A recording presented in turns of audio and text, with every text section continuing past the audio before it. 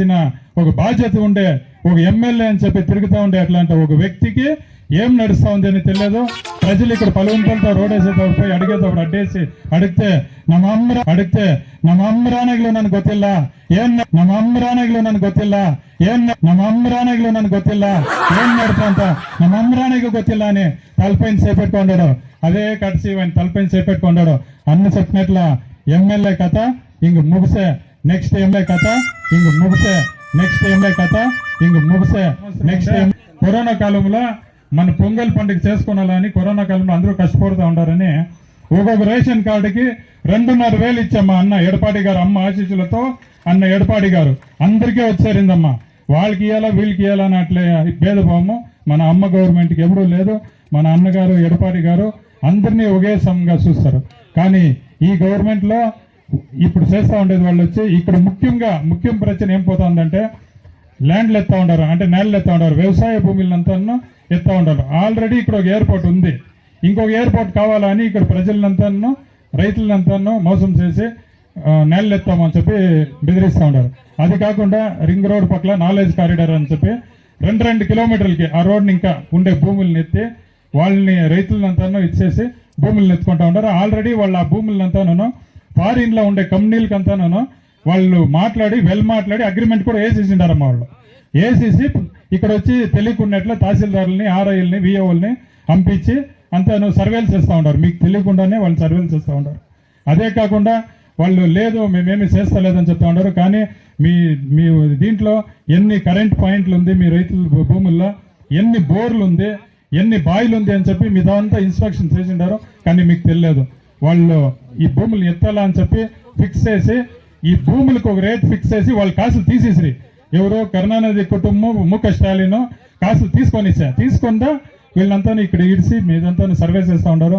ఇది మొత్తం కాదు, 120 ఊర్లు ఖాళీ చేయాలన్నమ్మా. అది ఎంత వచ్చాయంటే దయచేసి చెప్తా ఉన్నాను, 120 ఊర్లు మీరు ఇక్కడ ఉండేవాళ్ళు పోయి వేరే ఊర్లో వాళ్ళకి కట్టించే 1 సెంట్లో 1.5 సెంట్లో కట్టుకొని భూములు లేకుండా చేసే పనులు లేకుండా తొనలాడుకొని మన 120 ఊర్లు ఖాళీ చేయాలా.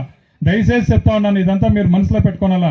ఏమో అనుకోండి పెద్దోళ్ళంతా చెప్పరే ఇప్పుడు తెలుసలే మీకు అవంతా ఎత్తుకున్నాం కదా అవంతా తెలుస్తుందని.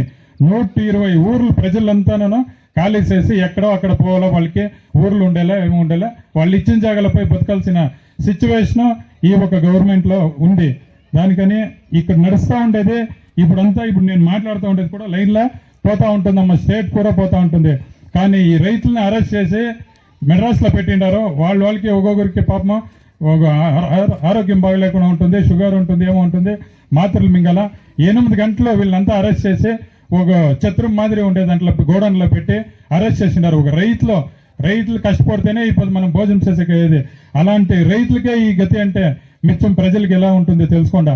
అట్లా అరెస్ట్ చేసిండారు. కానీ ఇక్కడ జనాలను కాపాడాల్సిన ఒక బాధ్యత ఉండే ఒక ఎమ్మెల్యే అని చెప్పి తిరుగుతూ ఉండే అట్లాంటి ఒక వ్యక్తికి ఏం నడుస్తా ఉంది అని తెలియదు. ప్రజలు ఇక్కడ పలువుంపలతో రోడ్ వేసేటప్పుడు పోయి అడిగితే ನಮ್ಮ ಅಮ್ಮರಾನೆಗಳು ನನಗೆ ಗೊತ್ತಿಲ್ಲ ಏನ್ ನಡ್ತಾ ಅಂತ ನಮ್ಮ ಅಮ್ಮರಾನಿಗೂ ಗೊತ್ತಿಲ್ಲ అని తలపైన చేపెట్టుకున్నాడు. అదే కడిసి ఆయన తలపైన చేపెట్టుకున్నాడు. అన్న చెప్పినట్ల ఎమ్మెల్యే కథ ఇంక ముగిసే నెక్స్ట్ ఎమ్మెల్యే మీరంతా దయచేసి యోచన చేసి ఎవరిని ఎమ్మెల్యే చేస్తే మన ప్రజలు బాగుంటారు, మన భూములు మిచ్చమవుతుంది అని చెప్పి ప్రతి ఒక్కరు మాట్లాడాలమ్మా. దీన్ని మాట్లాడి మీకు తెలియకుండా ఉంది పాపం అంతాను. అన్న చెప్పినట్ల ఏమో వచ్చిండారో ఏమో మాట్లాడతారని చెప్పేసి. కానీ అది ఏమన్నా ఆ మాదిరి ఒక సిచ్యువేషన్ వచ్చిందంటే ప్రజలు జాస్తి బాధపడతారు.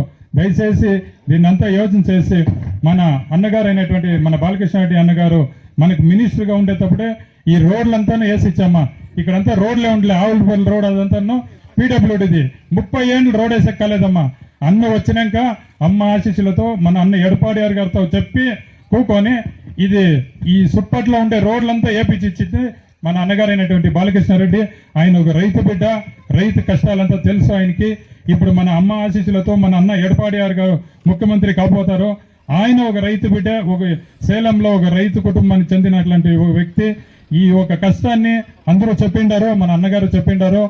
మీరంతా ఓటేసి 2 ఆకుల గుర్తుకి మీరు ఓటేసి మన అన్నగారిని గెలిపించినట్లయితే, అన్నగారు ఎమ్మెల్యే అయితే అన్న ఎడపాడి గారితో చెప్పి మా ప్రాంతాలు ఇలాంటి రైతుల కష్టం ఉంది అని చెప్పి ఈ యొక్క ప్రాబ్లంని సాల్వ్ చేస్తారని నేను ఈ సభాముఖంగా మీకందరికీ హామీ ఇస్తూ ఈ యొక్క